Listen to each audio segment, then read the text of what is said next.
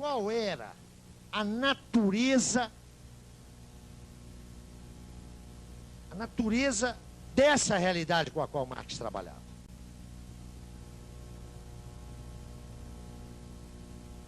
Marx dirá que a realidade sócio-histórica constitui sempre uma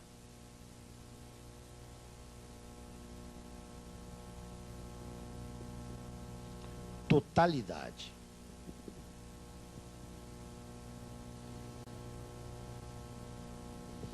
Aqui, pensadores não necessariamente pós-modernos, mas pensadores que abrem o caminho para a pós-modernidade, fazem uma das mais cretinas operações de mistificação. Identificam a categoria teórico-ontológica da totalidade com fenômenos políticos de totalitarismo. Essa operação é de uma desonestidade intelectual assombrosa. Assombrosa. Ademais de ser de uma inépcia teórico-política também assombrosa. Não é? Como se houvesse totalitarismo. Essa teoria, vocês, se não sabem, fiquem sabendo, a teoria do totalitarismo foi criada a partir dos anos 30 para meter no mesmo saco fascismo e stalinismo. É para isso que essa categoria existe. E uma categoria que põe no mesmo saco fascismo e stalinismo é uma categoria de inépcia absoluta. É preciso que alguém tenha coragem de dizer isso. Porque ser empregado na universidade, e aí chamam Hannah Arendt e um bocado de gente, Solomon, isso passa por áreas de sabedoria e de ciência política. Essa mesma ciência política que cunhou esse conceito de populismo, que explica Franco, Videla, Perón, Vargas, Garotinho, Brizola. Suspeitem, por favor, desse tipo de clichê que não significa nada. São pérolas do cretinismo sociológico. Esses conceitos não valem nada. E, no entanto, tem em curso, e quando alguém diz o que eu digo, invoca lá uma lista de autoridades que eu uso. E fulano da universidade tal. E daí, fulano? Eu já saí da Idade Média. Eu não aceito mais argumento de autoridade, não. Que coisa que é essa? Ou vamos confessionalizar de novo as instâncias do saber? Vocês acham que um conceito que explica, mete no mesmo saco, Perón, Vargas, Videla, Brizola, Garotinho, Franco e Pinochet serve para a mesma coisa? É igualzinho o conceito de autoritarismo. Caracteriza-se a ditadura brasileira como regime autoritário. Isso é elegante, não é? Quero lhes dizer que quem a caracterizou assim foi um falecido sociólogo que em 1975 escreveu um livro que vocês deviam de ler, para depois não se espantarem no que deu esse sociólogo. O livro chama-se Democracia e Autoritarismo, por Fernando Henrique Cardoso. É um livro de 1975, vão lá ler. Regime autoritário, que coisa que é essa? A ditadura brasileira foi um regime autoritário. Quá, quá, quá. É o mais brutal desconhecimento da estrutura e do significado sócio-histórico do que foi a ditadura. Mas isso passa por ciência política. Mas a gente sabe o que a maioria dos cientistas políticos fazem, né? No período eleitoral, eles são chamados para a televisão para analisar os resultados, para contar voto. Ganham muito por isso, até a notoriedade de aparecer no vídeo. E não acertam uma. Né? Não acertam uma. Me perdoe essa irritação, mas entre nós, assistentes sociais, sobretudo, né, fala assim, teoria política, e vai todo mundo lá se dobrar. Preciso fazer a crítica dessas coisas, essas verdadeiras mistificações sociais. Isso é uma barbaridade. É claro que eu estou fazendo aqui num tom polêmico e rápido, mas tem que sustentar isso com mais densidade. A operação é sinalizar que, como a tradição marxista e Marx tem a sua pedra de toque na categoria ontológica da totalidade, daí se transita rapidamente para os regimes totalitários. Seria ridículo se não tivesse graves implicações na formação intelectual das novas gerações. Isso seria, para a gente rir, não inspiraria mais do que um sorriso de piedade. Isso aqui é uma categoria que não é uma categoria política, é uma categoria teórico-ontológica. Para Marx, o caráter de totalidade da realidade sociohistórica não significa que se trata de um todo constituído por partes em interação funcional. Isso aí é o bom para alguns, chato para outros e inútil para mim, funcionalismo que vem de Durkheim e vai se condensar numa certa antropologia que encontrou em Radcliffe Brown, seu principal teórico, e fundamentalmente na sociologia acadêmica norte-americana pós-30. Para Marx, essa totalidade aqui, ó, é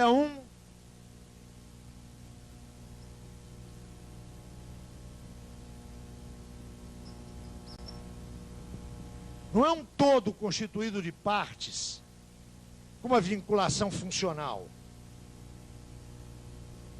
Essa realidade é um conjunto de complexidades. É um complexo de complexos,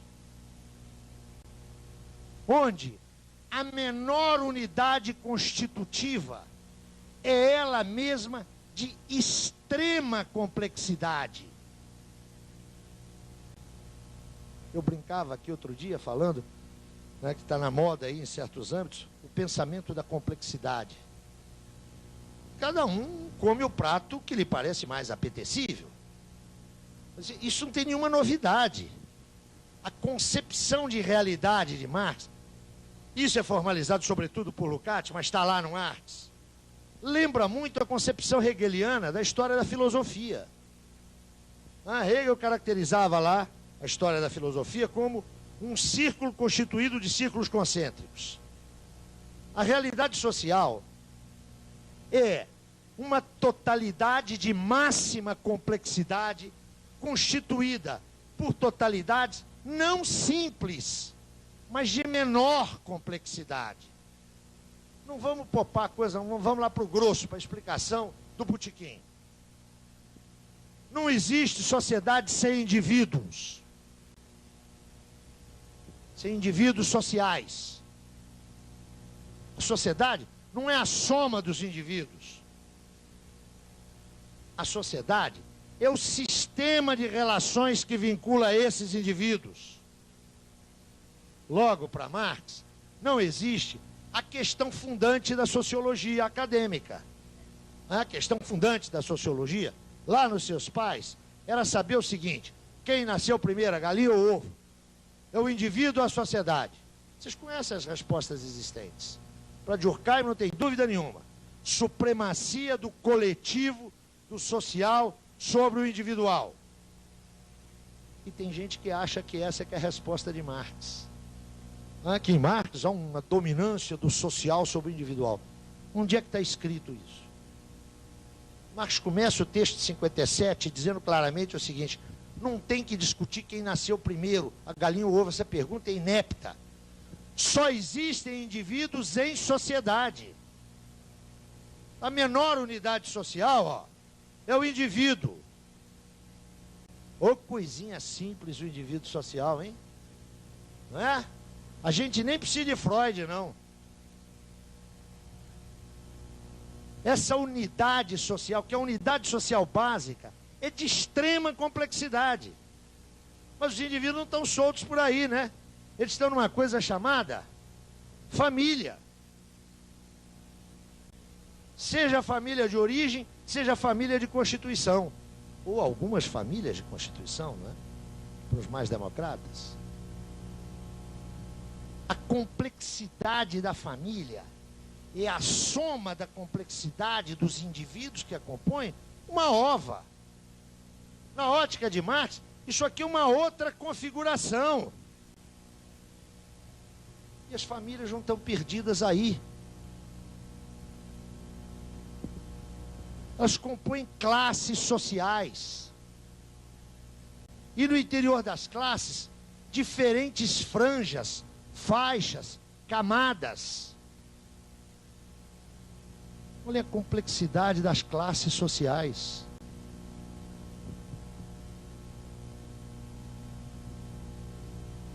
Essas classes estão em sociedades nacionais. Portanto, defrontadas com outras classes sociais, interagindo com elas, supondo-as. E estão inseridas numa sociedade mundial. Sobretudo, gostam os adeptos das teorias da globalização de falar de sociedade global. Tá bom. Uma sociedade planetária. O conjunto dessas complexidades. O indivíduo é uma complexidade. Notem, há uma complexidade das estruturas, mas há uma complexidade das objetivações. Pensem na ciência, pensem na arte, pensem na política.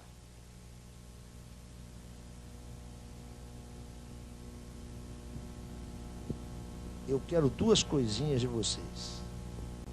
Vocês se lembrem desse curso aqui? Desse curso não, desses 5 comícios. Primeiro, com o exemplo lá do trator substituindo a fé. Né? E a segunda coisa é que ninguém pode sair daqui, ninguém pode sair daqui dizendo que Marx é um reducionista econômico. Que Marx é um determinista. Vocês não precisam de aceitar Marx, não. Cada um faça a sua crítica. Agora faça uma crítica informada, séria, responsável. Não há em Marx nenhuma redução simplista. A totalidade que é a sociedade é um complexo de totalidades. E se o conhecimento teórico é o conhecimento que busca as determinações, vocês estão se recordando há pouco? As determinações aqui são específicas. Aqui elas são específicas. Aqui elas são específicas. Há que pesquisar. O grande mérito de Marx foi descobrir apenas o seguinte: que eu só vou compreender esse complexo de totalidades se eu partir, agora por favor, partir, é o ponto de partida.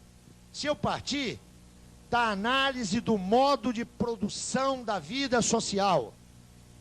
Eu dizia aqui ontem, ou anteontem, não me lembro mais, que esse conhecimento é absolutamente indispensável para o conhecimento da vida social.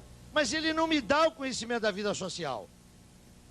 Ele é a condição para esse conhecimento. Eu não conhecendo o modo de produção capitalista, eu não conheço os indivíduos sociais que compõem o capitalismo. Mas eu só posso conhecê-los se conheço a dinâmica do modo de produção capitalista. Vale para a família. Vale para as instituições, a escola. Vale para os sistemas de objetivação.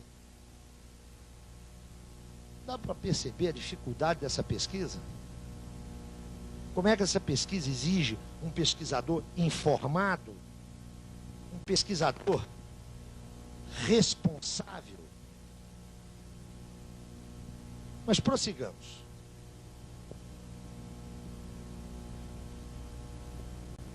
Para Marx não há nada simples na sociedade. Nada simples. As instâncias que compõem a sociedade são sempre complexas. E a sociedade é esta totalidade constituída de outras totalidades. Ela é a totalidade de maior complexidade. Mas essa totalidade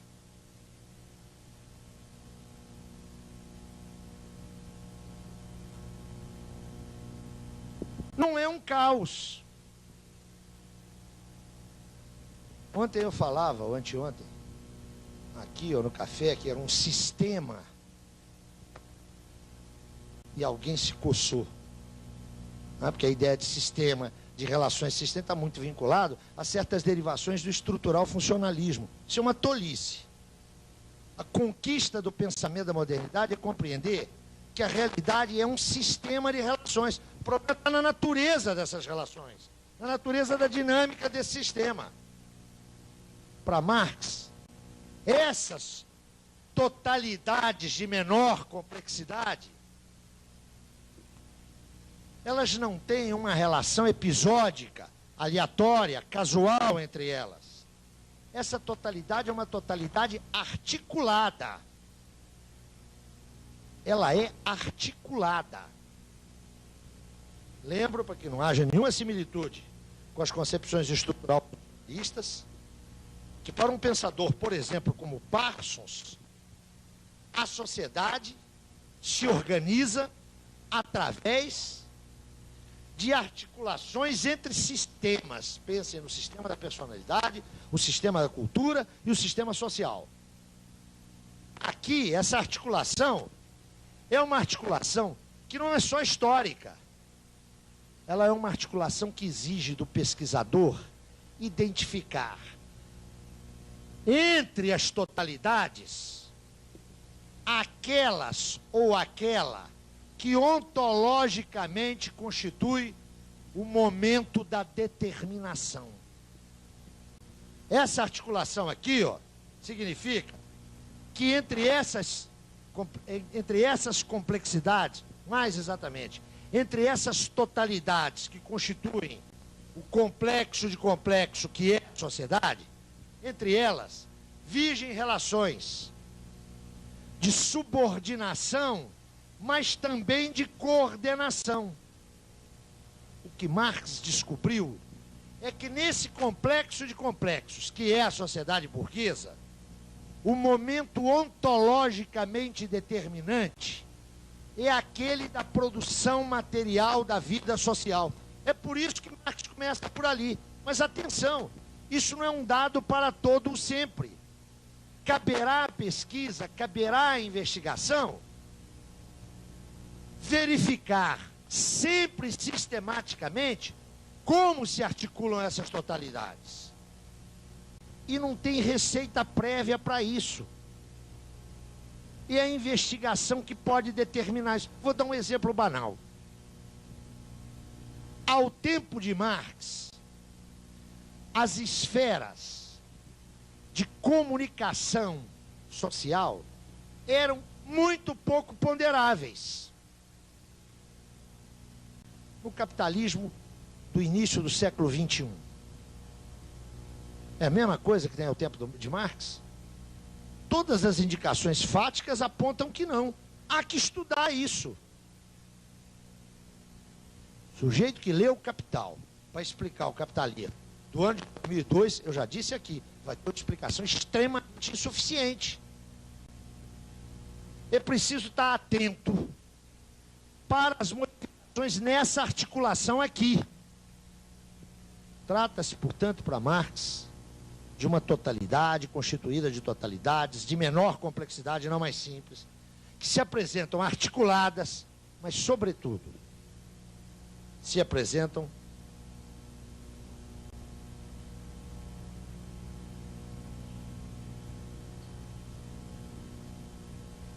com suas particularidades.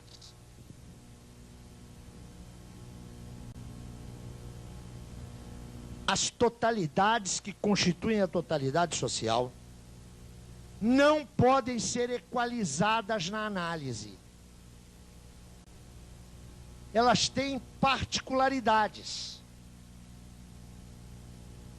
Elas são totalidades com naturezas específicas, próprias. Porque se não fosse assim, nós não teríamos um complexo de complexos. Nós teríamos uma totalidade indiferenciada. Isto significa, olhem para cá, por favor, que esse é o pulo do gato, que essas contradições e esses antagonismos não cortam igualmente a sociedade, não cortam igualmente as várias instâncias sociais. Para poder apreender como é que contradições e antagonismos dinamizam essas estruturas que são os complexos constitutivos da sociedade. Para entender isso, para não pensar equalizadamente as várias instâncias, eu tenho que descobrir as suas particularidades. Marx, lá, já em 57, 58, vendo como expressão dessas contradições e antagonismos sociais, uma das suas expressões, as lutas de classes. E na sociedade burguesa, esse sistema de lutas de classes, é importante adentrar que Marx não falava em luta de classes, nem lutas de classe. Marx falava sempre em lutas de classes.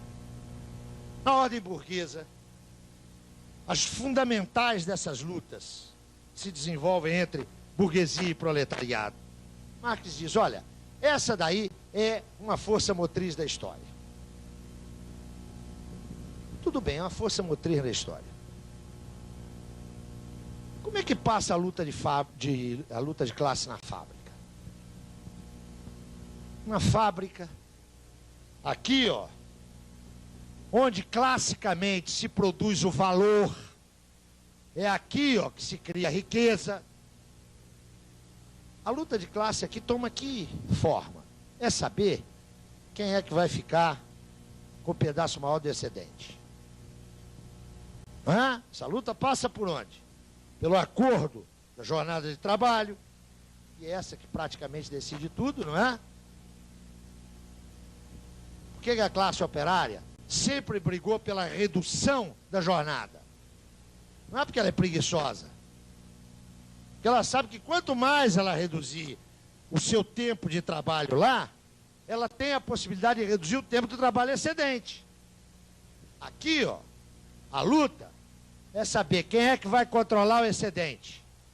É evidente que essa é a luta, esse é o eixo da luta, mas ela passa por outros caminhos, não é? Controle de parte do processo de trabalho, rigidez, ritmos. Mas o eixo o que é? Saber quem é que vai meter a mão naquilo que não é o consumo da força de trabalho. Esse é que é o pepino. É evidente que aqui, ó, os antagonistas são visíveis, são claros. Esse negócio aqui só tem dois lados. Não tem três não, viu? Olha como os marxistas são atrasados, né? Eles dividem a realidade num lado bom e num lado mau. Haja paciência, não é? Não se trata aqui da luta de bons e maus, não tem nada disso. Se trata de uma polaridade que é factual. Aqui, ó, a luta de classes passa entre o produtor direto e quem se apropria do excedente. Mas e aqui na escola? Luta de classes para aí, passa por aí?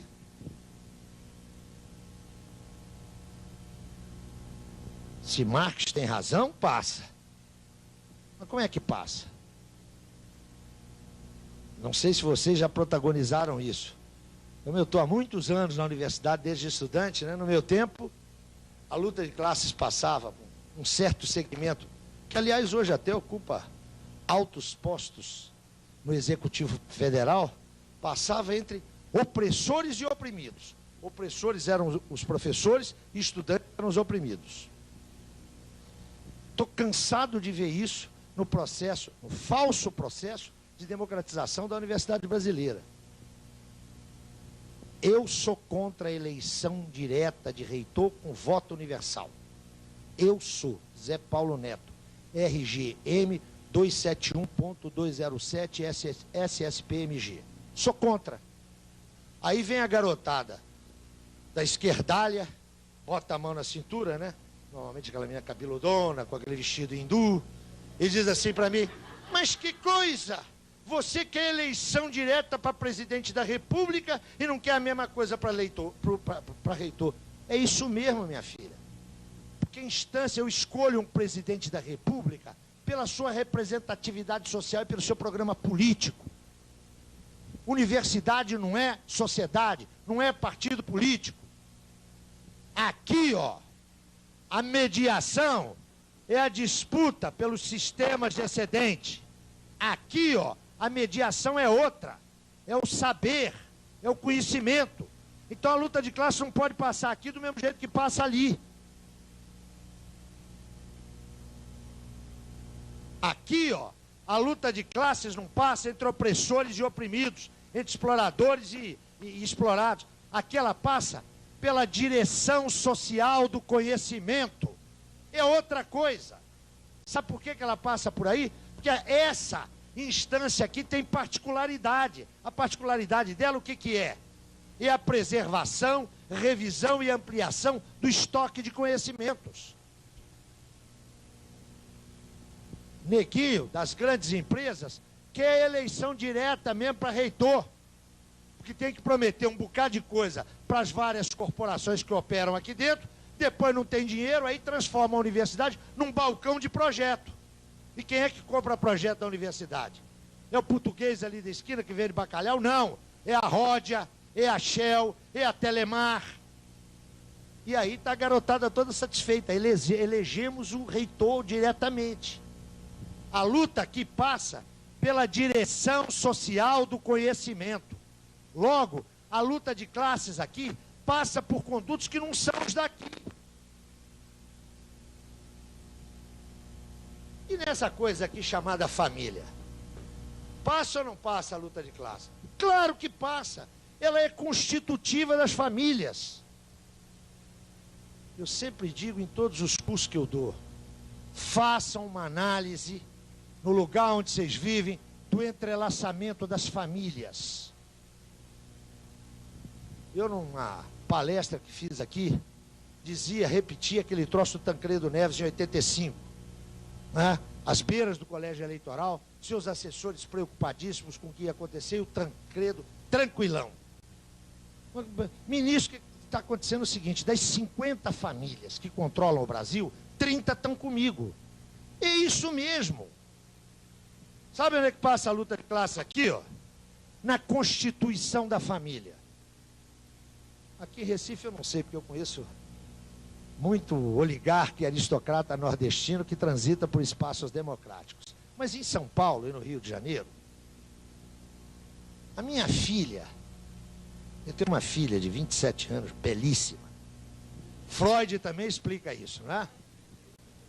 Minha filha não tem a menor chance de casar com os filhos do Antônio Hermílio de Moraes. Sabe por quê? Porque os espaços urbano-físicos que ela frequenta não são os deles. O lazer dela não é o deles. Esses caras são os inencontráveis, como diria Lefebvre. Estão hoje em São Paulo, fim de semana estão em Ubatuba, no outro fim de semana estão em Nova York, no outro estão em Cannes. O padrão de socialização deles é outro. Então, a luta começa antes, mas se por acaso, eu até gostaria para minha velhice empobrecida de professor universitário, se por acaso minha filha se casasse com um deles, ia ser com separação de bens. Se o amor fosse muito, seria com separação parcial de bens. Mas ainda que isso acontecesse, naquele inevitável momento em que um dos dois é remetido à adorável congregação de São Cornélio, né? Todo casamento tem a congregação de São Cornélio. Se alguém descobre, o que acontece? O que vocês estão rindo? Não tem? Claro que tem, ué. O que acontece? Sabe o que acontece? Ele vai botar um detetive particular que vai filmar a entrada no motel, a saída no motel, o gravador, se possível vai fazer um flagrante. Sabe para quê? Não é só para ficar com o chuchu, não. É para manter a guarda dos filhos. Porque é por aí que passa a socialização básica. Agora, quando não é assim, 2 processos. Um já julgado, portanto não estou cometendo nenhuma indiscrição, e outro ainda em processo de julgamento. Alguém em casa deve ter uma geladeira Prosdóximo. Hã? A da minha casa é Prosdóximo. A família paranaense conhecida, de uma pequena metalurgia que se transformou, hoje foi comprada como tudo, porque esse país está vendido a leilão aí, não é? Foi comprada pela Electrolux. Era uma refrigeração Paraná, Refripar, de uma família muito tradicional de Curitiba, os Prosdócio. Aquela gente que começa com uma pequena metalurgia, onde ainda há trabalho pessoal investido do capitalista, vai crescendo, separa a propriedade da posse e vira uma grande empresa. 30 anos depois, o cara olhou para aquela senhora trabalhar com ele, mas viu que ela estava com varize, não é? Estava gorda, feia, que não havia plástica ou botox que resolvesse. Foi andar com nota de 30 anos, mas tem que ir para separar. E aí a coisa vai para o fórum. Sua Excelência não quer dar nada à mulher. A outra quer 500 milhões. E fica esse espetáculo maravilhoso aí, em asta pública, de toda a sujeira familiar da grande burguesia aparecendo.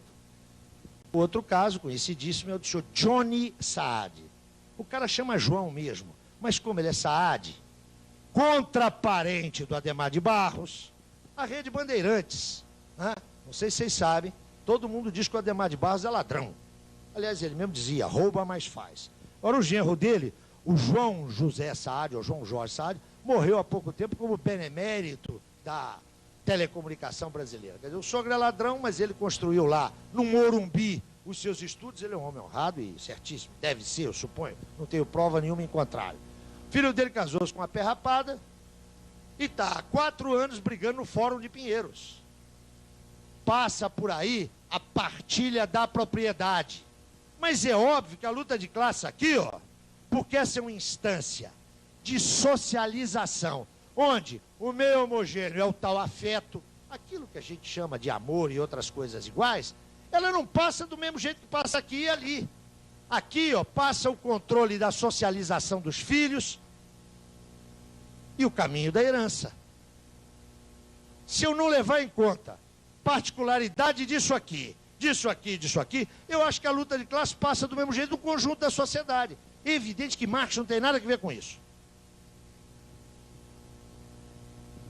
Aqui, ó, o que comanda a forma pela qual a luta de classes atravessa as várias instâncias, as várias estruturas, as várias esferas, é o sistema de mediações dominante. Se o sistema de mediações é diferente, é óbvio que a forma e o impacto das lutas de classe não são os mesmos. Quem é que decide isso? Ninguém decide, não está escrito.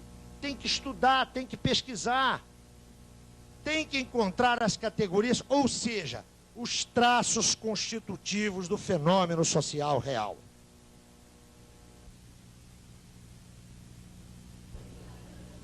Eu estava aqui dizendo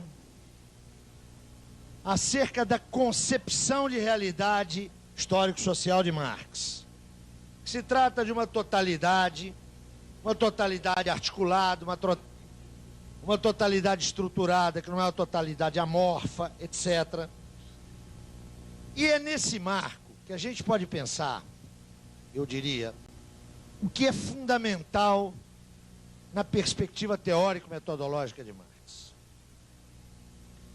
Se Marx vai nos oferecer no Capital uma teoria, ou o fundamento de uma teoria social, é evidente que aquela caça de mediações, aquela caça de determinações, oferece a ele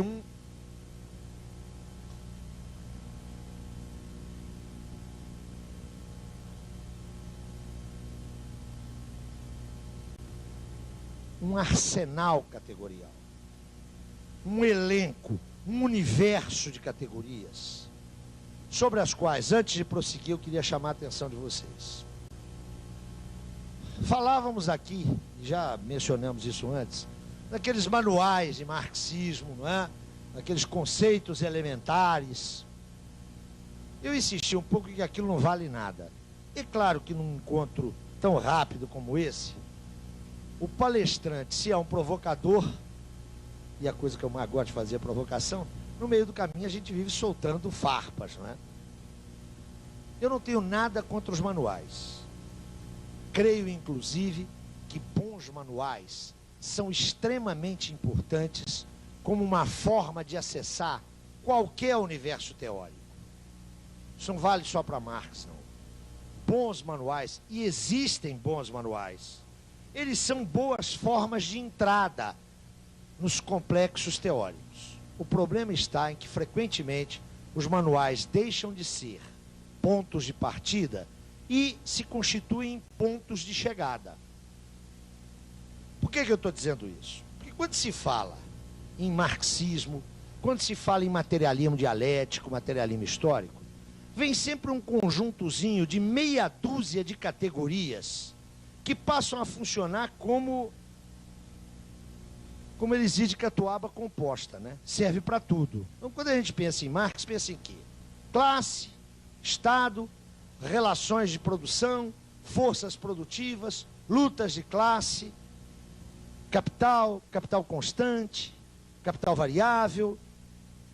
Eu queria assinalar para vocês que a obra marxiana é de uma extraordinária riqueza categorial.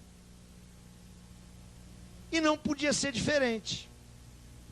Se Marx consegue nos dar uma análise do modo de produção capitalista, se ele consegue nos dar uma análise da produção material, da vida social na ordem burguesa, se ele faz isso, ele nos oferece uma reprodução ideal daquelas categorias constitutivas desse movimento que, se essa formulação anterior é correta, é extremamente complexa. O universo categorial de Marx é riquíssimo, está longe de se esgotar nessa meia dúzia ou nessa meia centena de categorias que frequentemente nos são apresentadas como conceitos. O grande problema, e eu volto à discussão logo quando a gente começou a falar em método, é que Marx, ao contrário de Weber, ao contrário de Durkheim, não se dispôs a sistematizar formalmente essas categorias, porque ele não as retirou do seu objeto e as hipostasiou. Essas categorias só têm sentido para ele na análise concreta do movimento do capital. Daí o problema dos manuais. O problema dos manuais está em apresentar essas categorias como conceitos passíveis de definições fechadas, o que violenta a própria lógica da investigação marxiana, que nós já insistimos aqui, opera por determinações e pela sua saturação. Ao mencionar essa riqueza categorial, essa extraordinária riqueza material, o que eu quero sinalizar é que é impossível trabalhar com essas categorias tomadas de per se. Eu estou voltando aqui àquela discussão que ficou latente entre nós acerca dos projetos de pesquisa, lembram-se? Dizer, quando a gente entra num doutorado, você faz um projeto de pesquisa e vai discutir com o seu orientador, que põe a mão na cintura e diz, e quais as categorias que o senhor vai utilizar? É evidente, notem, que na medida em que nós somos pós-marxistas, na medida em que nós viemos depois de Marx, nós não temos que ter o trabalho da reconstrução categorial dele. Nós já dispomos dessas categorias. É claro que a nossa pesquisa não pode ser uma pesquisa para verificar se essas categorias estão aí hoje. No máximo que nós faremos com esse tipo de pesquisa é validar ou não a vigência contemporânea dessas categorias.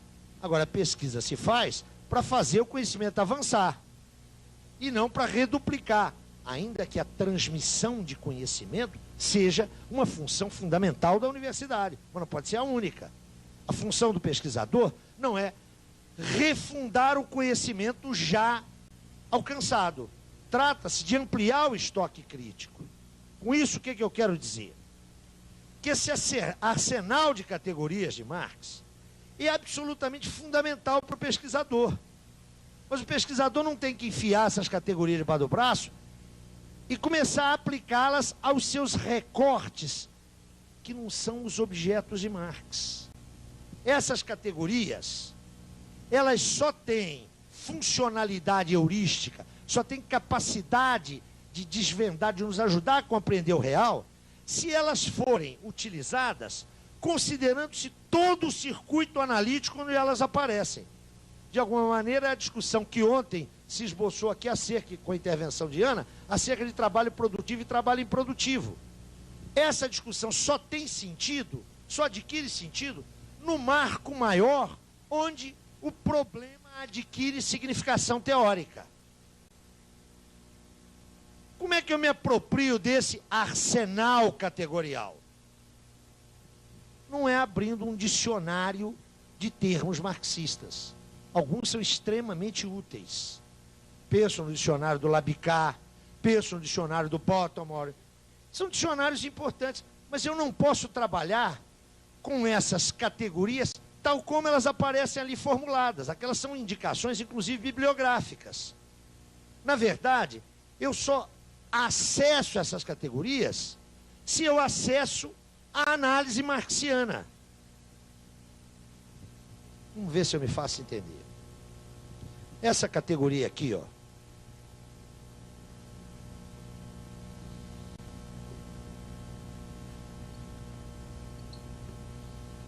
A categoria força de trabalho, ela descolada do conjunto de outras categorias onde ela adquire sentido, ela se torna um fetiche.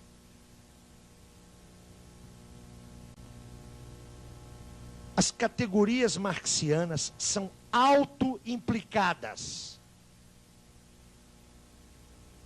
Eu não posso escolher 3 ou 4 categorias que se adequem ao meu objeto.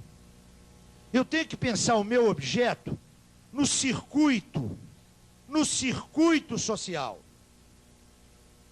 A partir da sua inscrição nesse conjunto, nesse tecido, nessa malha de relações sociais, e só a partir daí é que eu posso ver a pertinência das categorias que já estão postas. Estão me fazendo entender?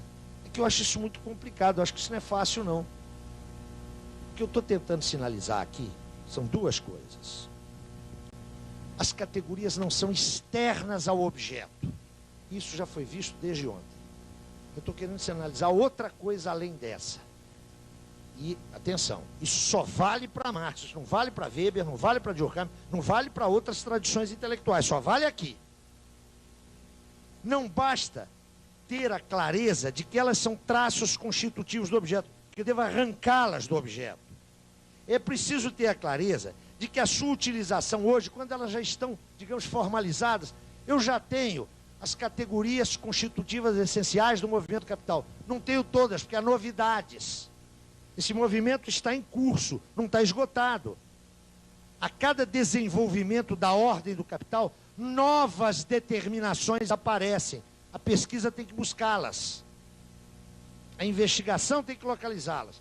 Mas aquelas que já estão constituídas, eu não posso simplesmente me apropriar delas sem levar em conta a sua função nesse conjunto aqui. Ou então eu transformo as categorias ontológicas de Marx em categorias intelectivas que passam a explicar não importa o quê. Por que que essa menção é importante?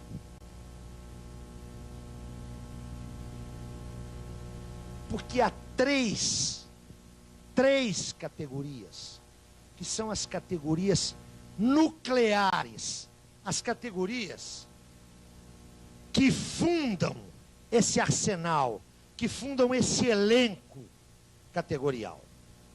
Que categorias são essas?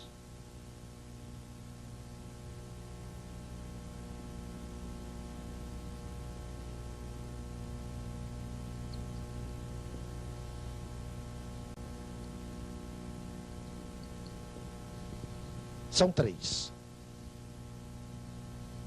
A categoria de totalidade. A concepção de realidade de Marx assenta na estrutura de totalidade que a realidade tem. Esta categoria é uma categoria nuclear em Marx.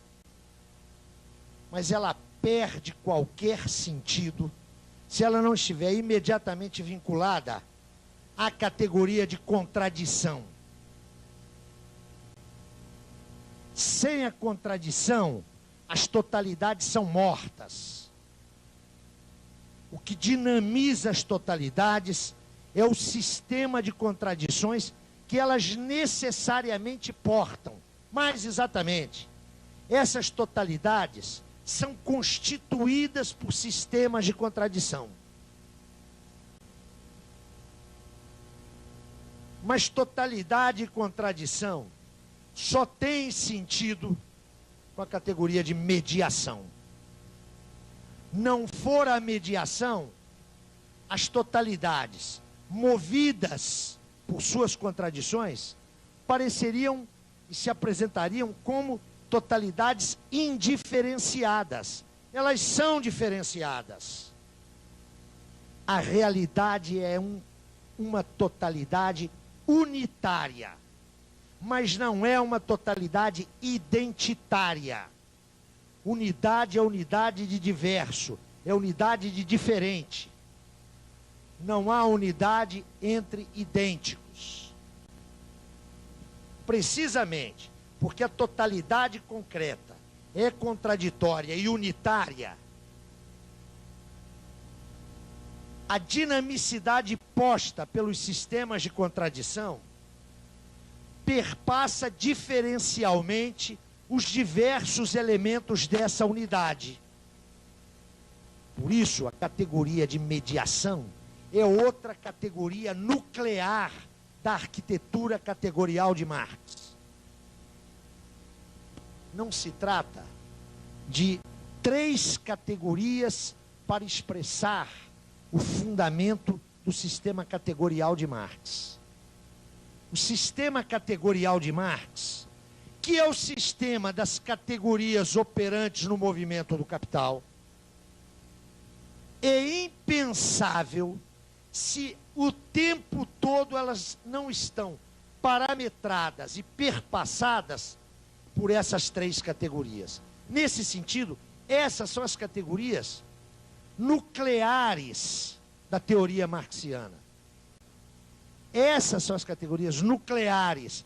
É evidente que nós podemos encontrar toda uma série de outras categorias mais determinantes que outras, categorias mais complexas, categorias mais simples. Aqui não se trata de categoria simples ou complexa. Todas elas são categorias complexas. Entretanto, são elas que determinam a armadura desse sistema. E esse sistema de categorias tem duas características centrais. Só um minutinho, eu já te passo a palavra, só para completar aqui. Tem duas características centrais. Ele é um sistema, ele tem caráter sistemático, mas isso não significa que ele é cerrado, que ele está fechado. O seu caráter de sistema é dado pela estrutura de sistema que tem o seu objeto. Ele é um sistema em aberto, não é um sistema à moda hegeliana, onde a lógica das categorias encerra a lógica do movimento. Essa é a primeira observação. E a segunda é que este sistema deve ser sempre verificado. E por que ele deve ser verificado? Porque se o movimento do capital põe determinações novas e, portanto, novas categorias, ele também pode anacronizar categorias que estavam postas centralmente na sua gênese, mas que podem ser lateralizadas, subalternizadas no seu desenvolvimento. Por favor. Reflexão, queria a sua opinião dentro dessa perspectiva aí, que a gente tem isso quando Marx pensou, né, no final do século passado, tá? Mas após ele, vieram outros pensadores recentes, como Foucault, Habermas, né, que apresentam perspectivas de se analisar métodos científicos, né, se embasaram nessa perspectiva, mas que se diferenciaram, não é exatamente isso. Então, a minha colocação é, quando a gente está se prendendo a isso aí, é dentro exclusivamente desse método, onde ele se fecha nele próprio, ou esses que eu citei, a gente pode colocá-los como evolução? Eu vou justamente a isso. Acho que essa é uma pergunta fundamental. Se você me der 2 minutinhos, eu volto a isso, só para concluir esse momento da exposição. Eu volto a isso, específico e explicitamente a isso, que acho que é uma questão importante. Vou fazer de conta que não ouvi a tua questão, eu volto a ela.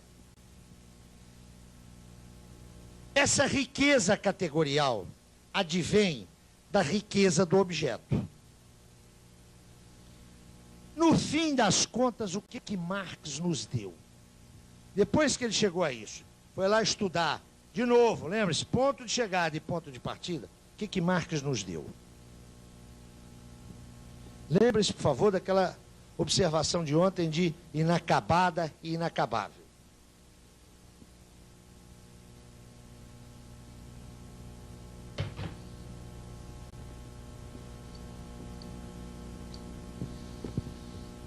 O que eu tenho, não nos manuscritos, mas no Capital?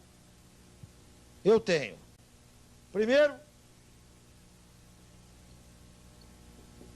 a exposição dessa investigação. A lógica expositiva do Capital não se encontra em nenhum dos manuscritos. Só para vocês terem uma ideia. Os manuscritos de 57 têm como primeiro capítulo, como objeto do primeiro capítulo, o dinheiro. O segundo capítulo desses manuscritos é o Capital.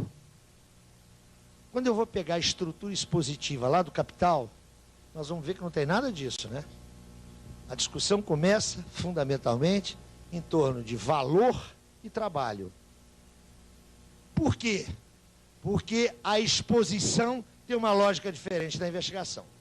Na exposição marxiana, o que eu tenho?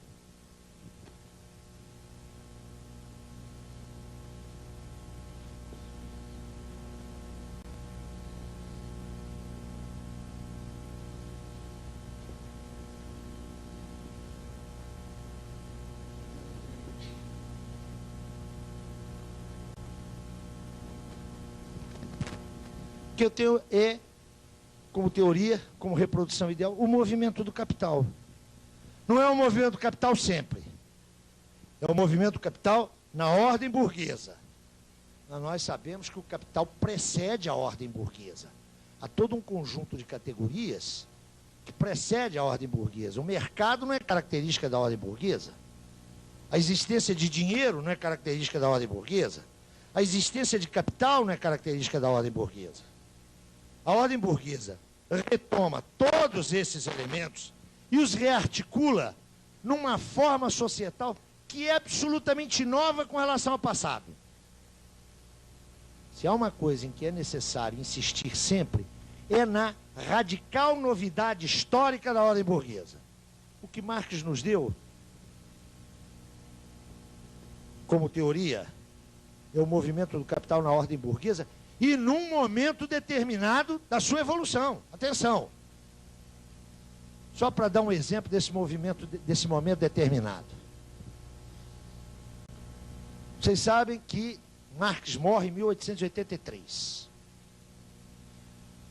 A edição do Capital vai se alongar até 1905, 1906, lembram-se?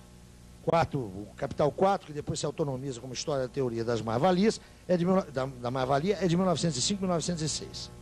O Capital 3, que trata da circulação, sai em 1895. Quem lê o Capital 3 com atenção, mesmo numa boa tradução, vai encontrar a expressão capital financeiro. Capital financeiro, de que Marx fala, é a mesma coisa que capital bancário.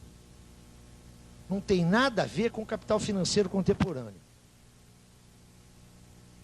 A categoria capital financeiro só vai emergir na reflexão marxista, não na de Marx. Marx não conheceu o capital financeiro. Marx conheceu o capital bancário.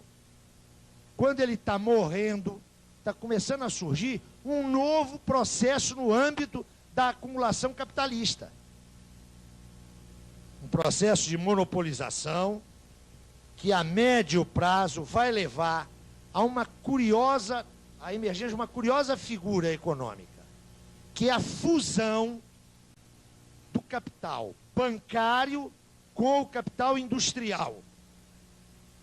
O capital bancário fundido ao capital industrial, que é um fenômeno típico do estágio imperialista, que Marx não conheceu, que vai ser tratado teoricamente pelos marxistas subsequentes, muito especialmente. Essa tradição começa com um austro-alemão chamado Rudolf Hilferding, e nós vamos ter a categoria de capital financeiro. O jeito que estiver lendo o Capital e vai lá e encontra capital financeiro, não é o capital financeiro do século XX. É outra coisa, é capital bancário, que continua a existir hoje, né? E, por favor, capital financeiro não é aquilo que a Miriam Leitão, essa desinformadora do povo brasileiro, usa, né? Ela usa capital financeiro como capital especulativo. Nem sempre o capital financeiro é especulativo, atenção. Surge uma nova categoria, ela é nova na realidade fática do movimento do capital e é nova na literatura marxista. Com isso, o que eu quero assinalar é que Marx nos dá, na sua obra, uma teoria que é capaz de capturar a modalidade da produção material na produção da vida social. É pouco.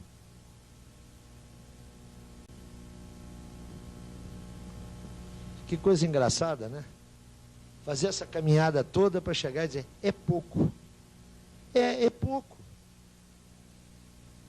É claro que na obra de Marx, dado aquele método que a gente assinalou, que vai e volta, Marx tematiza o Estado, tematiza as classes, tematiza o papel das legislações, Marx tematiza o papel da cultura, Marx tematiza o papel da ação política, mas o centro da sua preocupação era fornecer o quê? O conhecimento da modalidade específica de produção material na ordem burguesa. Dá para entender por que é que Engels, no final da sua vida, já sem Marx do seu lado, dizia para os marxistas da época, calma na hora de vocês começarem a analisar os fenômenos estéticos, os fenômenos culturais, os fenômenos políticos. O que nós temos é um roteiro, é um guia de análise. Marx não nos deu receita nenhuma. O que ele nos deu foi o filme, não foi a fotografia, foi o filme de como é que na sociedade burguesa os homens produzem materialmente a sua vida social. Essa produção material não esgota a riqueza da produção da vida social. A vida social é mais ampla que isso. O que Marx nos ofereceu foi apenas a porta de entrada para a compreensão dessa mais complexa de todas as formações societais. Então é pouco, não é? A tarefa que restou aos pesquisadores que se vinculam a ele é enorme. É a tarefa de, sem derivar daqui, atenção, sem derivar daqui o estudo da vida social, ancorar aqui o estudo da vida social. Estamos longe, portanto, daquelas exposições curtinhas, pequenininhas, não é? Que caracterizam de maneira esquemática a vida social capitalista na base da ilação para as suas várias estruturas complexas de tendências que se dão apenas no mundo do capital. É pouco, eu dizia. É pouco. Mas esse pouco constituiu a maior revolução teórico-cultural desde a Ilustração. É evidente que isso só pode ser útil para quem é capaz, ou não só é capaz, a quem interessa uma compreensão da realidade como totalidade. Ou seja, o suposto de tudo isso é aquela concepção de totalidade. Se eu rompo com ela, se eu a considero ou insuficiente, ou anacrônica, é evidente que todo esse edifício se pulveriza, se atomiza, e eu posso recolher aspectos desse edifício, fragmentos, dimensões, conceitos, noções, para construir um outro edifício. Não é esse, senão, o procedimento dos teóricos pós-modernos, para os quais ou a categoria de totalidade já não tem mais vigência, ou nunca teve. Ou nunca teve. Vocês sabem que nós não podemos reduzir o campo da pós-modernidade a algo homogêneo. Entre os teóricos, chamados teóricos pós-modernos, impera uma enorme heterogeneidade, tanto de posições políticas quanto de supostos teóricos. A crítica e a recusa deles em face de Marx pode obedecer a dois comandos. Um primeiro é o seguinte: o mundo fundado na totalidade real já existiu, não existe mais.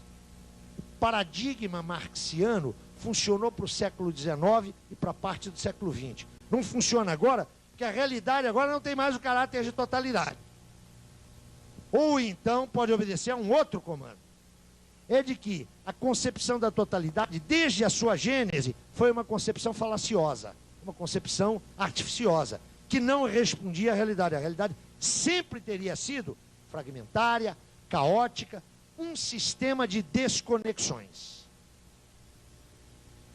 Em qualquer das alternativas, Marx aparece como um pensador importante que pode inspirar investigações, pode inspirar elementos de análise, mas não será nunca capaz de nos oferecer uma matriz de análise capaz de dar conta da realidade. Porque, inclusive, todas as tendências pós-modernas são substantivamente relativistas, quando não são claramente agnósticas. Ou pode-se conhecer pouco da realidade, ou então nunca se conhece a realidade. E não podemos esquecer que, substantivamente, os pós-modernos questionam a própria noção de uma realidade. Vejam, por exemplo, Vátimo, que chega a afirmar que não há a realidade. Existem realidades, das quais as mais importantes são as virtuais. Nesse sentido, para aqueles que ainda se põem nesse campo, ou se requerem, ou se requisitam, ou se reivindicam nesse campo de análise, o caminho da compreensão metodológica é a apreensão, no marco da exposição desse movimento, a incorporação e a apropriação das categorias analíticas de Marx, que só tem sentido no seu sistema categorial. A incorporação e a apropriação das categorias analíticas de Marx, que só tem sentido no seu sistema categorial. Eu sempre costumo dizer que o ponto de chegada de uma abordagem acerca do método de Marx só é significativo para quem leva em conta uma velha formulação do jovem Lukács. A formulação é a seguinte: o caminho acabou, a viagem começa. O caminho formal acaba no momento em que você se apropria disso aqui. O caminho acaba aí. Mas a viagem do conhecimento, a viagem da produção de conhecimento, a viagem da ampliação do estoque crítico, da massa crítica, começa precisamente no ponto em que o caminho acabou. Mas o caminho não acabou pelo seguinte: porque o movimento do capital está aí. É preciso apreender Marx para apanhar o movimento do capital. Mas o movimento do capital hoje não é aquele com o qual Marx trabalhou. eu acabo de dar um exemplo, dentre vários, de uma categoria real que Marx não trabalhou pelo simples, ela não existia como tal, ela é uma nova determinação. Questão do capital financeiro. Como é que fica o estudo contemporâneo? Como é que fica a possibilidade de apanhar hoje a realidade? E aí eu entro um pouco na questão que o companheiro levantou.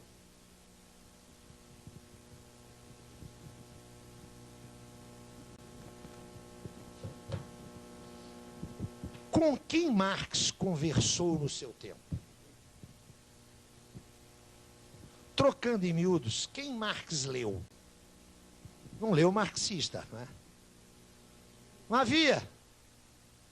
Com quem Marx entrou em interlocução? Com quem ele falou? Com autores que eram substantivamente diferentes dele. Você lembra ali da documentação, quando Marx recorria à documentação? A que documentação ele recorria? Uma documentação que não era produzida no campo dele. Não era produzida com os mesmos parâmetros teórico-metodológicos. Qual é a nossa situação hoje? Qual é a situação de quem quer prosseguir a pesquisa hoje? A mim me parece que há dois caminhos, e só dois. Dois não, tem um terceiro que é suicida, mas a gente deve mencioná-lo. Tem o caminho do suicídio. É agarrar lá o que Marx disse, se trancar no que Marx disse e tratar de explicar o tempo presente. Por que é o caminho do suicídio? Porque veda, cancela, interdita a possibilidade de qualquer produção de conhecimento. É o que eu chamo de interpretação talmúdica de Marx, né? A interpretação fundamentalista de Marx. Vou dar um exemplo. Tanto no Manifesto do Partido Comunista, que é um manifesto programático, quanto nas obras de Marx, seguramente há pessoas aqui que conhecem isso melhor do que eu, especialmente da área da pedagogia. Marx pensa sempre a vinculação da educação com o trabalho. Isso é uma constante no pensamento de Marx. Isso tem uma razão histórica. Que razão que é essa? A conquista da educação formal pelos trabalhadores. Nesse sentido, Marx fazia coro com a demanda direta dos trabalhadores no seu tempo, não é? O dia tem 24 horas, 8 horas para trabalhar, 8 para descansar, 8 para se educar, 8 para estudar. Marx pensa a educação sempre vinculada ao trabalho. Se você traz essa discussão para hoje, eu penso que ela está muito complicada.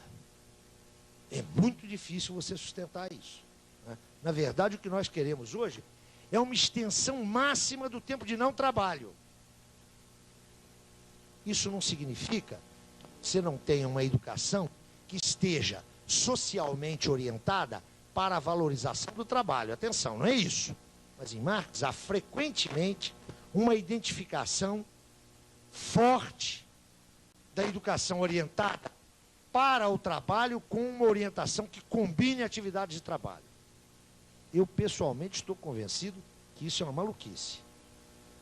Deve ter marxista aqui nessa sala e seguramente todos eles estão fazendo o possível para que os seus filhos tenham uma educação formal a mais distanciada possível do mundo do trabalho.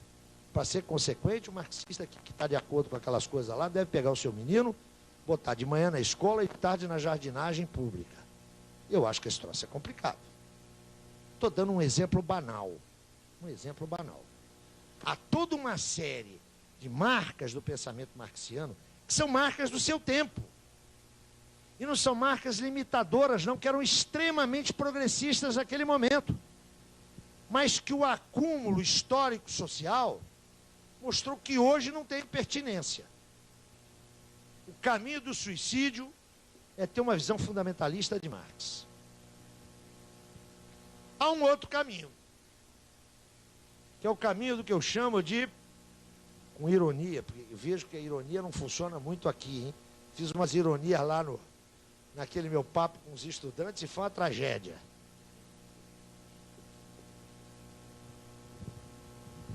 É o chamado marxismo aberto, né? heterodoxo. É muito engraçado, né? Valoriza-se muito a heterodoxia num tempo em que a Inquisição acabou. Hoje não há nada de mais agradável do que ser heterodoxo. Claro, não tem custo nenhum, né? Hoje, ser heterodoxo é up to date. É o dernier cri da intelectualidade independente. O marxismo ortodoxo é dogmático, fechado, cerrado em si. Então, vamos nos abrir às influências de todos os ventos do pensamento.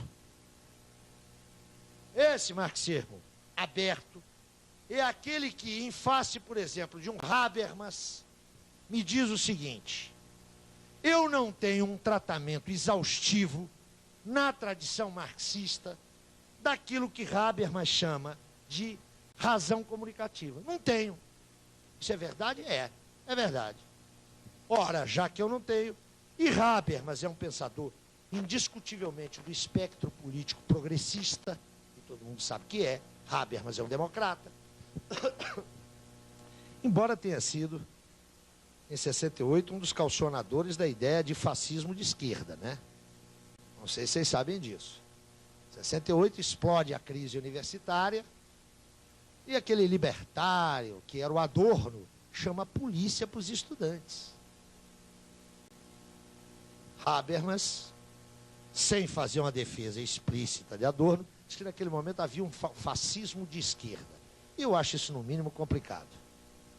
Mas, independentemente desse episódio, a trajetória de Habermas é a trajetória de um democrata e de um democrata progressista. Nunca foi fácil ser democrata na chamada República Federal da Alemanha. E Habermas sempre foi. Como Habermas tem essa discussão elaboradíssima, eu não tenho essa discussão na tradição marxista, está resolvido o meu problema. Eu incorporo Habermas.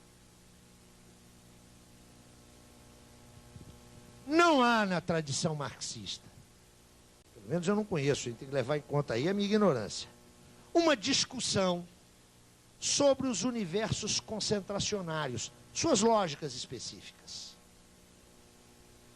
Parece claro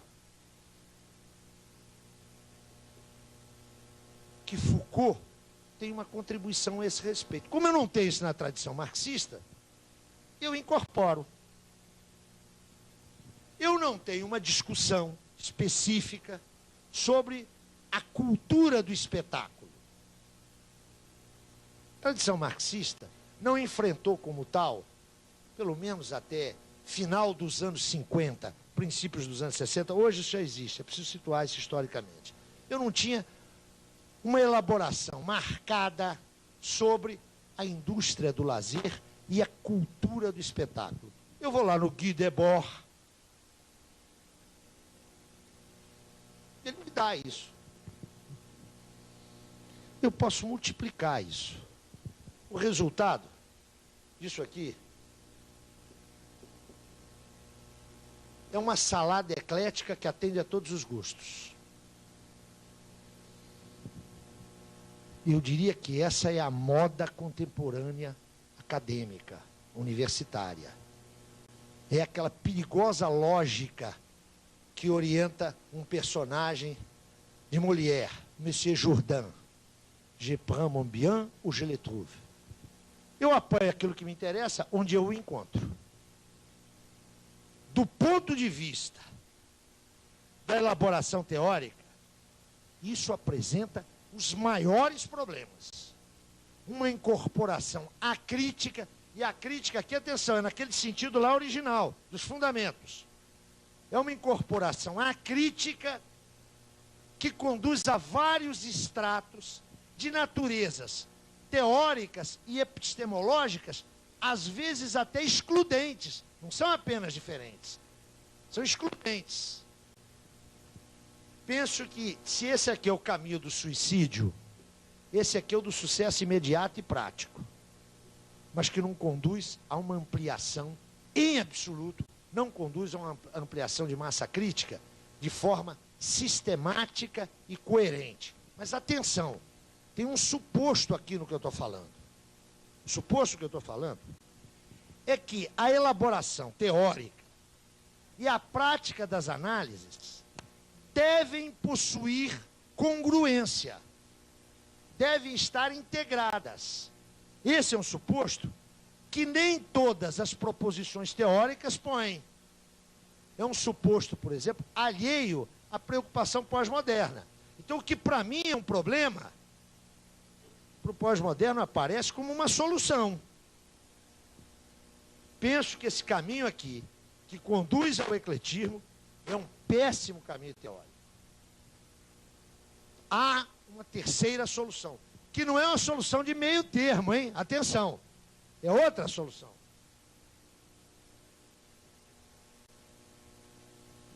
É a solução do que eu chamo de incorporação crítica.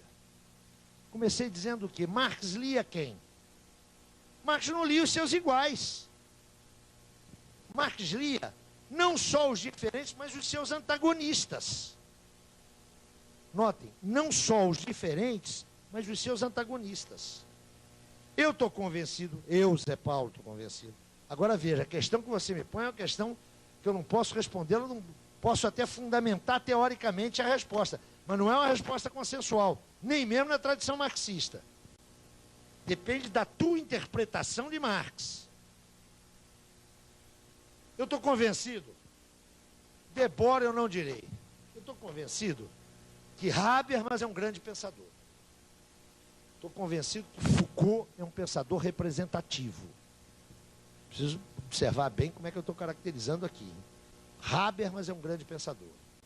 Foucault, para mim, é um pensador representativo.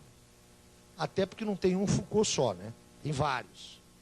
Eu lembro para vocês que o Foucault dos anos 70 tem muito pouco a ver com o Foucault dos anos 60. Quem leu Foucault com atenção, lembra-se do final do seu livro, das suas primeiras obras, do seu livro mais importante, que é As Palavras e as Coisas, Le Mots et les Choses. Como é que Foucault termina? Termina dizendo o seguinte: a tarefa das ciências humanas não é encontrar o sujeito, é dissolver o sujeito. O Foucault dos anos 70 está encontrando sujeito em tudo enquanto é canto, né? É um outro Foucault. Acho que Foucault é um pensador representativo. Habermas é um grande pensador. Mas, acho que esse é um dos problemas da nossa formação. Quando a gente lê bem Nietzsche, sobra pouco o trabalho de Foucault, né? Foucault é impensável sem Nietzsche. Mas eu não tenho nenhuma dúvida de que Habermas e Foucault, com estatutos diferentes, são interlocutores importantes. O que eu vou fazer com eles? Eu vou primeiro recuperar as questões que põem. As questões que eles põem são legítimas, são pertinentes ou são falsas questões? Eu estou convencido, no caso desses dois pensadores, estou me atendo aos que você citou, há questões extremamente legítimas e pertinentes que eles levantam.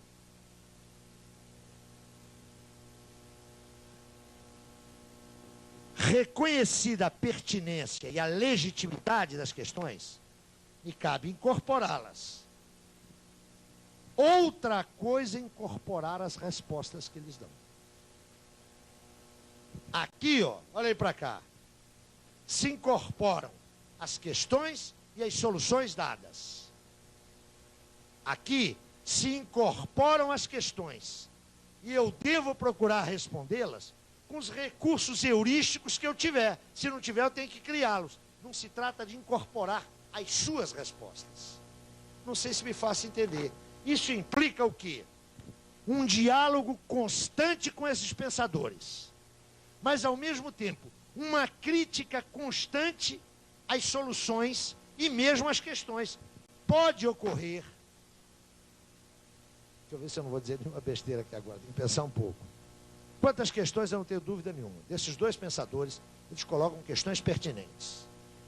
Eu acho que um dos grandes... Iane, meu querido mestre, sempre costumava dizer, olha, o problema de boa parte dos marxistas é que eles só leem marxistas. Essa crítica do Iane me parece inteiramente pertinente, não é? Você tem que ler o que é diferente, caramba. Porque é um pressuposto no conhecimento, na produção de conhecimento, né? Que é o pressuposto de que o oponente pode ter razão.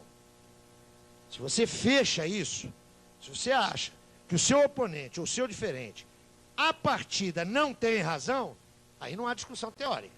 É impossível o avanço teórico. Então, o primeiro trabalho é, eu tenho que ler Habermas e lê-lo bem. Segundo trabalho, se eu não quiser entrar nessa incorporação aqui, eu tenho que estabelecer a crítica dele. Não sei se clarifico o que penso disso. Agora, é claro que é muito fácil você falar isso aqui, né? O complicado é fazer. Nós estamos aqui num domínio muito prescritivo. O domínio do que deve ser. Agora, como é que você faz isso? Quero lembrar uma coisa para vocês. E no caso destes dois, isso é verdade. Embora Foucault recusasse claramente o que vou dizer aqui agora, né? Eu falei de provocação para Marx, não é só para Marx, não, para mim também. Existe doido, existe doença mental. Foucault não ia coçar os cabelos porque ele não os tinha, era careca, não é? Mas ele de cara ia dizer que isso aí é o exemplo de um autoritarismo que vai favorecer uma sociedade disciplinar. Mas tudo bem. Nenhum desses dois está naqueles casos extremos que nós mencionamos, não é? Nenhum dos dois é um falsário de ideias, pelo contrário, eram pensadores subjetivamente sinceros, e nenhum dos dois era louco. Logo, a sua elaboração deve traduzir algo de realidade. O que me cabe é encontrar isso. Agora, é claro que isso é difícil. Isso é a prática da construção teórica, que é sempre elaboração crítica. Eu estou aproveitando o gancho da pergunta dele para dizer algo que a mim me importa mais. Quer dizer o seguinte: se Marx só nos deixou aquilo, aquela monumental revolução, qual é o meu papel hoje? Eu diria que o meu papel é esse aqui, ó. O meu não é do Zé Paulo, não, né? O meu é do pesquisador. Eu tenho que entrar em interlocução com os outros acerca do problema que eu estou estudando. O que disseram? Qual é a massa documental existente? Submeter essa massa documental à crítica e fazer análise de processo real.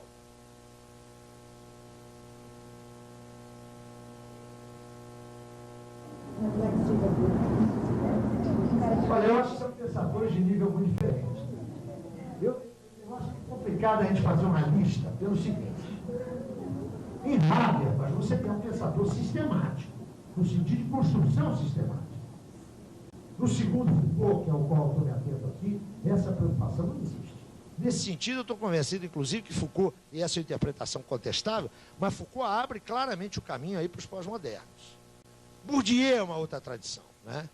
Do ponto de vista político, o isolamento de Bourdieu, para mim, é o exemplo da capitulação da intelectualidade francesa. Lembro para vocês, eu estava na Europa em 95, quando na França, fundamentalmente em Paris, houve aquele grande movimento grevista, não sei se vocês se lembram, fundamentalmente os trabalhadores urbanitários.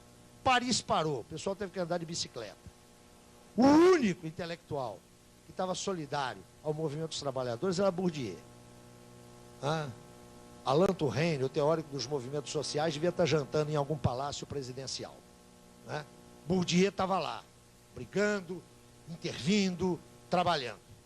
Mas eu acho que são pensadores de nível muito diferenciados, né? Em Habermas você encontra uma construção sistemática, que eu penso que é extremamente importante, malgrado o seu visceral ecletismo, né? Pensador eclético da cabeça aos pés. Bourdieu é um pensador, eu diria, mais congruente, mas é um pensador, e nisso aqui não vai nenhum juízo de valor, é uma constatação. É um pensador que não tem o porte, nem a pretensão de um Habermas. Eu diria que isso vale para todo mundo, hein? Vale para todo mundo. Desde contribuições mais sistemáticas a contribuições mais pontuais. Eu diria que aqui ó, o trabalho da vigilância crítico-epistemológica e teórico-sistemática é fundamental. E eu diria que é dificílimo você guardar essa tradição.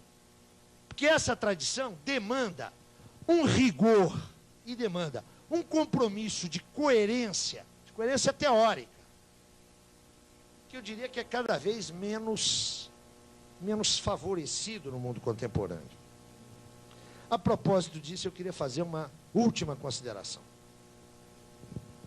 Nós passamos esses dias todos aqui, nesses 5 comícios, e não foi mais do que isso, não é? Viajando em torno da obra de Marx. Eu quero voltar a uma determinação primeira, para chegar a uma conclusão que é um pouco cética. Eu mencionei Lenin a uma certa altura da minha exposição. Ele lhes disse, Lenin, lendo a grande lógica de Hegel, a grande lógica, lá no exílio suíço, fez um apontamento. Marx não nos deixou uma lógica. Marx nos deixou a lógica do capital. Isso é perfeitamente congruente com uma outra afirmação leniniana que me parece dar o retrato do pesquisador que quer seguir as pegadas de Marx. A tarefa é fazer análise concreta de situação concreta. Mas é claro que para isso você tem que recapturar aquele arsenal categorial. Nesse sentido, a formação do pesquisador, sendo ele marxista ou não, obedece ao mesmo padrão. Você tem que se apropriar da massa crítica anterior. Você tem que se apropriar daquilo que no teu campo de trabalho constitui uma herança cultural irrenunciável. Pesquisador tem que ser pesquisador culto, tem que ser pesquisador informado. E ninguém nasce assim, isso é um processo, e é um processo cumulativo. Nesse sentido, todas essas conversas nossas, da minha parte, tiveram um único objetivo. Primeiro, ajudar a desmontar a ideia de que existe um método marxista, um método de Marx, que pode ser codificado, pode ser formalizado em 5, 10 ou 20 regrinhas. Isso não existe. Em Marx, método não é um conjunto de regras formais para tratar um objeto. Eu espero ter ajudado vocês a pensar neste sentido. Mas há um segundo elemento, que não é um elemento de natureza teórico-metodológica, ainda que seja apreensível, graças a uma abordagem teórico-metodológica. Se a gente percorre os escritos do jovem Marx, vai encontrar uma afirmação, salvo erro, em 1844, que me parece da maior importância para a gente pensar o tempo presente e as tarefas dos pesquisadores, que se reclamam dessa tradição no tempo presente. Afirma o jovem Marx: não basta que o pensamento tenda para a realidade, é preciso que a realidade tenda ao pensamento. Marx quer dizer com isso. É absolutamente imprescindível que o pensamento, que a teoria, que a preocupação do investigador tenda para o real, queira apreendê-lo, queira capturá-lo, queira reproduzi-lo. O grande pensador, qualquer grande pensador, só o foi porque pensou o seu tempo. Lembrem-se de Drummond. O tempo é a minha matéria. O tempo presente, os homens presentes. Isso é norma nos grandes pensadores. Foi assim com Marx, foi assim com Hegel, foi assim com Weber, é assim com gigantes do século XX. Mas diz Marx, não basta isso. Não basta que o pensamento queira apreender a realidade. É preciso que a realidade favoreça essa apreensão, que a realidade favoreça esse movimento do pensamento. Até porque esse movimento não é um movimento individual, não é um movimento pesquisador A, B ou C. É um movimento que está tecido socialmente. O nosso tempo presente, a nossa realidade, favorece um pensamento que tenda para a realidade?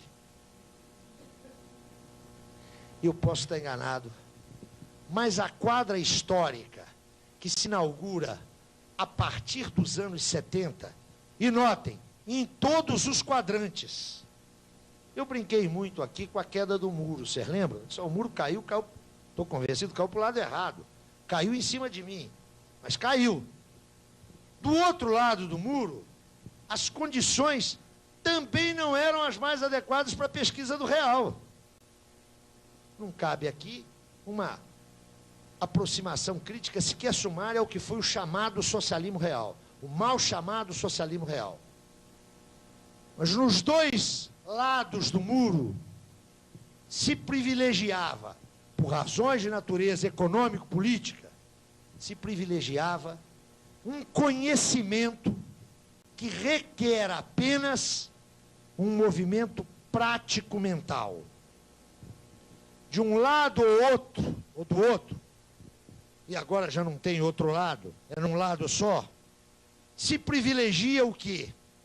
Se privilegia o movimento que é capaz de permitir uma manipulação da realidade, seja da realidade material, seja da realidade sócio-histórica. Lembram da minha brincadeira com o dinheiro hoje? A gente sabe manipular o dinheiro, sabe mexer com ele, sabe ganhá-lo, sabe especialmente perdê-lo. Mas o que é o dinheiro? Esse exemplo vale para tudo. No domínio da nossa vida cotidiana, no domínio do nível cotidiano da nossa vida, a maior parte das nossas atividades tem esse sentido. A gente vai sair daqui, vai pegar a chave do carro, vai acionar o botãozinho, há um circuito eletrônico que vai liberar as portas, a gente vai entrar, vai meter a chave na coluna de direção, vai girá-la, vai acionar o acelerador, vai meter o pé na embreagem, vai botar a primeira, vai sair e vai circular muito bem. Sem saber absolutamente nada de como é que funcionam esses circuitos. Sem saber absolutamente nada acerca de quem produziu isso, como foi produzido, como é que isso chegou aqui. É claro que no plano da cotidianidade, nós desenvolvemos automatismos que são necessários à nossa reprodução. Imagine vocês, se antes de sair do hotel, eu pegando a minha nota de R$20, ou de R$10, ou de R$5, me indagasse, o que é o dinheiro? Qual é a minha... Eu não ia sair do hotel, é claro. A nossa vida cotidiana demanda esses automatismos. Ela exige, a sua estrutura assim o impõe. O problema é que essa estrutura é transladada ao comportamento da razão. Ela é transladada ao comportamento da razão. E é por isso que o nosso tempo é pouco propício, muito pouco propício, ao movimento deste pensamento em sua direção. Não é por acaso que o que é dominante hoje no mundo cultural obedeça a 3 matrizes. Todas elas não apenas compatíveis, mas autoimplicadas. A primeira matriz é a matriz do irracionalismo.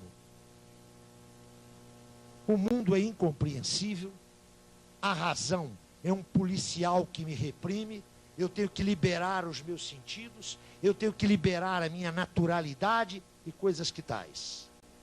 É claro que o caminho do irracionalismo é sempre o caminho da barbárie. É sempre o caminho da barbárie. É o falso caminho da falsa emancipação. O ser social se constituiu precisamente na medida em que disciplinou e reprimiu a sua naturalidade. Desenvolvimento social é recuo de barreira natural. E recuo de barreira natural implica repressão, sim. Atenção, estou falando de repressão de naturalidade, hein? Não é outro tipo de repressão, não. Sensualidade não é uso físico de aparato anatômico sexual. Isso o bicho faz. O que é próprio do ser social é inventar o jogo erótico. Quando vocês encontrarem uma pessoa que dizem, ó, como eu sou espontânea, foge. Espontânea é o meu cachorrinho. Se chama Lene e é um beagle simpaticíssimo. Ele é espontâneo. Ele reage com naturalidade. O primeiro caminho hoje dominante, especialmente entre setores jovens, é o caminho da aparente insurreição, da aparente rebeldia. Esses caras com 35 anos estarão todos gordos e terão dinheiro em fundo de investimento. Conheço a película, não é um fenômeno novo.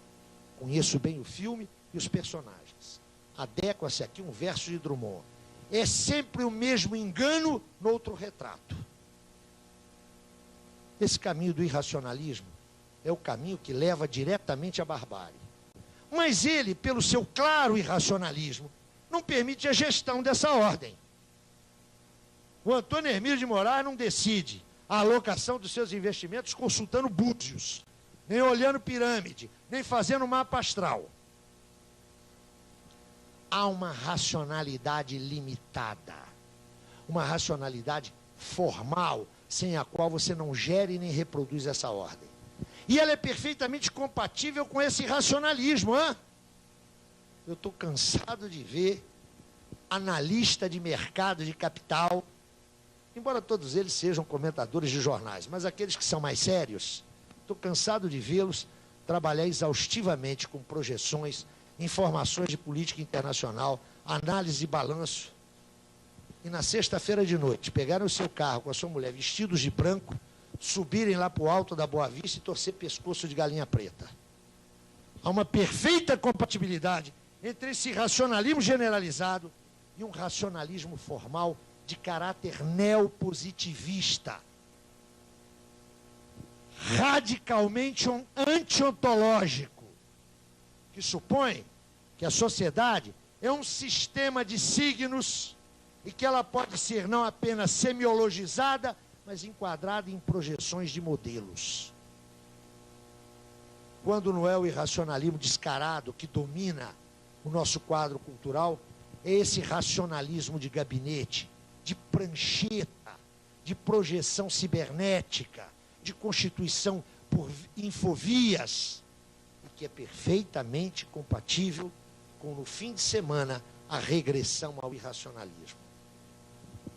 Esse aparente racionalismo não está em oposição ao irracionalismo. Eles são polaridades antitéticas, mas são polaridades. Terceira via, e terceira só por citar, não é uma via alternativa às duas. Primeira, segunda, agora a terceira, é aquela que preserva o compromisso com a herança iluminista, com a herança ilustrada, com a herança prometeica do humanismo e, no limite, até da revolução. Essa via, evidentemente, não encontra estímulos da realidade para se desenvolver. Nesse sentido, se explica o isolamento dessa tradição. Não é apenas um isolamento ideológico, é um isolamento real, efetivo. Eu costumo brincar para dizer isso de maneira curta e grossa. No princípio da década de 80 no Brasil, intelectual estava preocupado com o quê? Com transformação social radical, com classe, com trabalhadores. Está todo mundo correndo para arranjar sua carteirinha no PT e arranjar o seu lugar no último vagão do trem da história. Havia uma imantação de um movimento social forte. Havia um movimento de trabalhadores efetivo que imantava, que favorecia, atenção, favorecia esse pensamento que tende à realidade. A discussão o que era? A discussão era o fim da ditadura. A discussão era o socialismo por vias, chamadas vias democráticas. Essa era a discussão quente. Na entrada de 2000, não tem esse movimento aqui, e ele é um fenômeno mundial, não acontece só aqui. E aí a gente estuda o quê? Cidadania, a situação dos conselhos tutelares, a situação da criança, do adolescente. Eu não estou desqualificando esses estudos, não, por favor. Eu só estou chamando a atenção para o fato de que eles não são casuais. Eu acho os institutos de cidadania extremamente importantes. Extremamente importantes. Eu acho que um problema real num país como esse é o problema da infância que está jogada aí na rua, está prostituída, está explorada. Não nego nenhuma dessas importâncias, mas é preciso ter clareza de por que nós chegamos a isso aí. É preciso ter clareza de que essa redução minimalista da teoria social está diretamente vinculada a uma redução minimalista das expectativas de mundo. E quando a gente chega a isso, e só se chega a isso através de uma análise teórica extremamente competente, quando a gente chega a isso, a gente adquire um certo pessimismo contemporâneo. Eu tenho que estudar tudo aquilo para poder fazer da minha aulinha? Tem. Lembra como é difícil? A gente brincava ontem. Como é que eu vou fazer se eu não tenho dinheiro para comprar livro? Se o meu salário é tão minimalista quanto as minhas expectativas? É isso mesmo, caramba. A não ser que vocês tenham aqui vocações para heróis ou suicidas, dois caminhos que eu não recomendo. A gente tem que encontrar um jeito de desbloquear isso. Eu estou convencido que esse jeito só se encontra no espaço público. Eu estou convencido que esse jeito só se encontra na vocação sociocêntrica. Nos partidos políticos, nos movimentos de algumas classes sociais, nas formas de intervenção comum. Aí alguém pode me dizer, mas esses partidos políticos que estão aí são uma droga. E eu responderei, mude para a Suíça. Esses partidos políticos são os partidos da sua sociedade. Se você não se identifica com eles, não se vincule organicamente a eles, mas trabalhe com aqueles que te são mais próximos. Sempre me pareceu um suicídio você transitar do princípio para a ação sem mediações.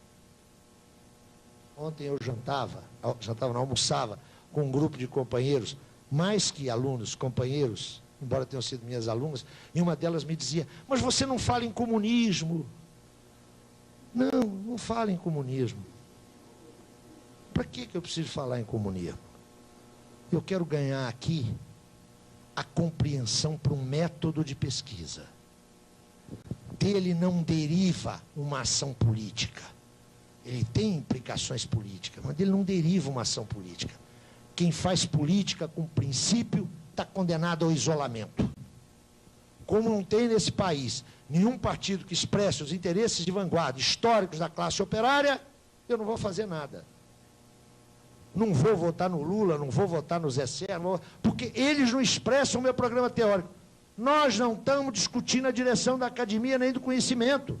Nós estamos discutindo a gestão imediata da vida de 174 milhões de pessoas. Não há princípio teórico que justifique isso. Porque não há princípio teórico digno desse nome que se possa contrapor a essa humanidade. Vocês sabem por que Marx é genial? Eu vou lhes dizer. Não foi só porque ele descobriu que onde há trabalho assalariado, sempre há exploração. Não é por isso que Marx é genial, não. Se ele tivesse feito essa descoberta, nós íamos lembrar dele nos manuais, nos compêndios. Marx é genial porque, tendo descoberto isso, cria a Associação Internacional de Trabalhadores com um bando de reformistas do lado dele. Bando de reformistas. Caras que não queriam destruir o capitalismo, não. Queriam reduzir a jornada de trabalho. E quando se conquista a redução legal, lá no papel da jornada de trabalho, sabe o que ele escreveu? Essa é a primeira vitória da economia política do proletariado, do trabalho, contra a economia política do capital. Provavelmente alguns de vocês esperariam que Marx dissesse: continua a exploração. É claro que continua a exploração. Enquanto houver capital e trabalho, haverá exploração. Ele foi grande porque ele foi capaz de vincular suas descobertas teóricas a uma ação política possível. A uma ação política possível. Marx, aquele que descobriu que onde há trabalho comandado por capital, é trabalho explorado, é trabalho alienado. É o mesmo Marx que foi lá para a Associação Internacional dos Trabalhadores, sentou ao lado de descarados reformistas e saudou a legislação que limitava a exploração, não é que abolia não, só limitava, como a primeira vitória da economia política do trabalho contra a economia política do capital. É isso que dá a genialidade de Marx. Essa é a nossa tarefa. Exigência teórica mais rigorosa possível. A ação política é mediada pelas possibilidades de conjuntura. Quem não tiver isso na cabeça não vai fazer bem nenhuma das duas coisas. Porque eu só posso fazer essa crítica aqui, ó, olhem para cá, essa incorporação crítica, se eu estiver interagindo com o outro.